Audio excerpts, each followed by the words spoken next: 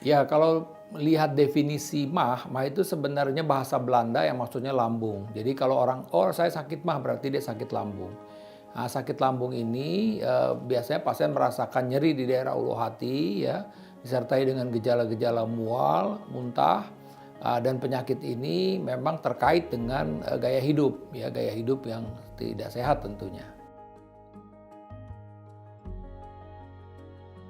Orang-orang kalau kita bagi ini sakit mah ini sebenarnya secara garis besar itu dibagi dua. Jadi sakit mah yang fungsional, yang maksudnya fungsional ini apabila kita melakukan pemeriksaan endoskopi itu kita tidak temukan adanya kelainan.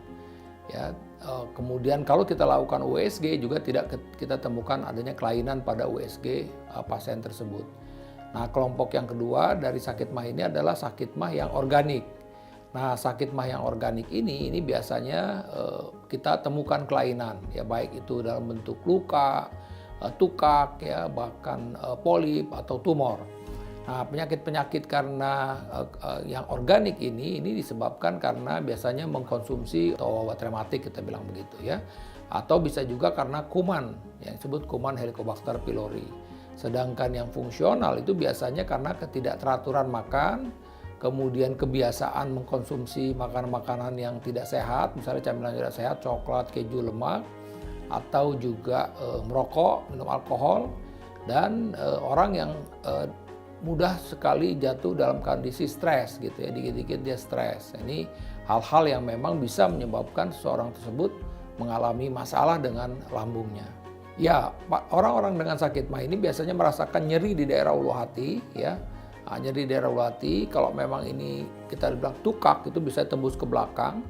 Kemudian pasien juga merasakan mual, ya, kemudian juga bahkan sampai muntah, dan nafsu makannya menurun, ya, nafsu makannya menurun, dan bisa saja kalau ini sudah berlangsung lama, pasien itu juga mengalami berat badannya turun, gitu ya, berat badannya turun. Jadi ini gejala-gejala yang bisa saja timbul pada orang-orang yang mengalami sakit mah. Ya, secara umum memang selalu ditanyakan oleh pasien maupun masyarakat, apa sih perbedaan antara GERD dengan sakit mah. Jadi sejatinya kalau sakit mah itu problem tuh hanya di lambung saja.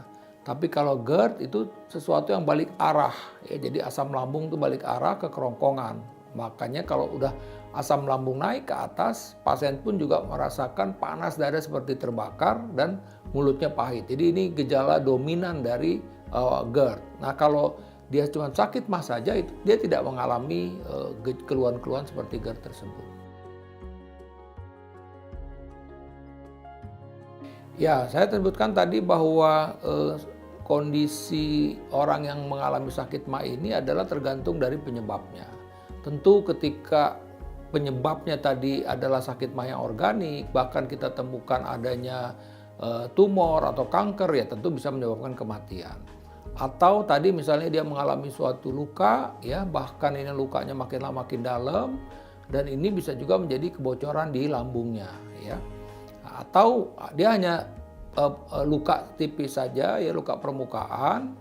Nah, tapi karena bolak-balik dia mengalami sakit mah, itu jelas juga akan mengganggu kualitas hidupnya, ya, quality of life-nya jadi terganggu. Kenapa? Karena dia tidak bisa berkonsentrasi dalam bekerja, ya kan? Baik itu juga berhubungan dengan mengurus keluarga misalnya. Jadi secara umum jelas bahwa sakit mah ini memang bisa menimbulkan masalah pada pasien-pasien tersebut. Ya, saya sebutkan tadi kalau pasien ini ternyata yang memang keluhannya seperti sakit mah tadi yang sebutkan, dan ternyata ketika di endoskopi itu ternyata ditemukan adanya kanker, maka ya pasien itu fatal, bisa menyebabkan kematian. Ya, jadi ini tergantung dari kondisinya. Kalau tadi misalnya hanya suatu luka, bisa tadi terjadi kebocoran di lambungnya gitu.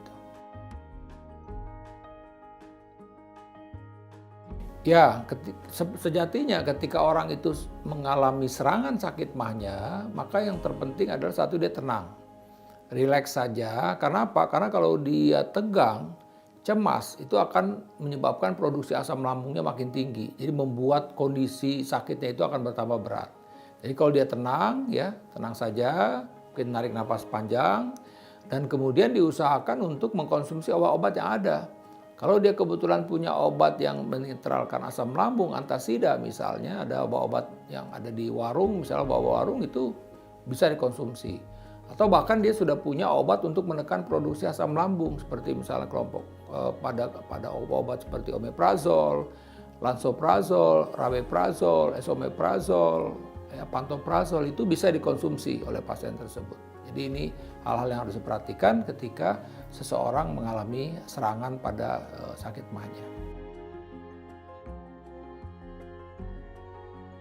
Ya secara umum ketika pasien ini datang ke rumah sakit, baik itu pada rawat jalan maupun rawat inap, maka dokter pertama adalah untuk mengatasi asam lambungnya. Jadi dokter kalau itu dirawat, dokter akan memberikan obat suntik untuk menekan produksi asam lambung. Kalau ini berobat jalan, dokter akan memberikan obat untuk menekan produksi asam lambung. Nah, bisa saja juga dokter mengkombinasikan dengan obat penetral asam lambung, jadi seperti antasida tadi. Ya, kalau ini disebabkan karena luka yang berhubungan dengan obat-obatan, dia bisa saja dokter akan memberikan pelapis, ya, obat pelapis untuk lukanya tersebut. Nah, yang terpenting juga makan tadi. Jadi makannya dia harus memperhatikan, jangan makan yang asam-asam, pedas-pedas. Kemudian juga makanan-makanan yang mengandung coklat, keju, lemak. Nah, ini harus dihindarin orang-orang pasien yang sedang mengalami gangguan pada mahnya. Ya, secara umum memang ketika mengalami serangan akut sebaiknya juga kembali lagi bahwa makanannya itu harus lembut, ya bubur. Nah, kemudian dia harus menghindari makan-makan yang terlalu asam, pedas, ya. Kemudian juga makan-makan mengandung coklat, keju, ya. Nah, kemudian juga dia menghindari minuman yang mengandung kafein, ya, baik itu misalnya kopi atau mungkin teh tubruk. Pada teh tubruk kafeinnya cukup tinggi misalnya, atau juga menghindari alkohol, ya, anggur, ya, minuman anggur itu yang mana akan memperberat kondisi sakit lambungnya. Jadi itu hal-hal yang harus dihindarin, makanan minuman yang harus dihindarin. Prinsipnya sakit mah itu sebenarnya penyakit yang bisa disembuhkan. Kita pun juga bisa mencegah sakit mah ini, yang artinya dengan keteraturan makan. Menghindarin makanan yang mengandung coklat, keju, lemak. Kemudian juga pengendalian diri yang penting. Jadi ketika dia memang mudah untuk stres, dia berusaha untuk mengendalikan diri. Ya berbagai macam cara lah. Dengan yoga misalnya, ya mungkin kalau muslim dia dengan zikir kepada yang maha kuasa gitu. Jadi menenangkan diri intinya. Jadi mudah-mudahan dengan hal ini dia bisa terhindar dari penyakit mah ini. Demikian penjelasan saya mengenai sakit mah. Saya Profesor Arif Faryalsam. Sampai jumpa pada episode berikutnya.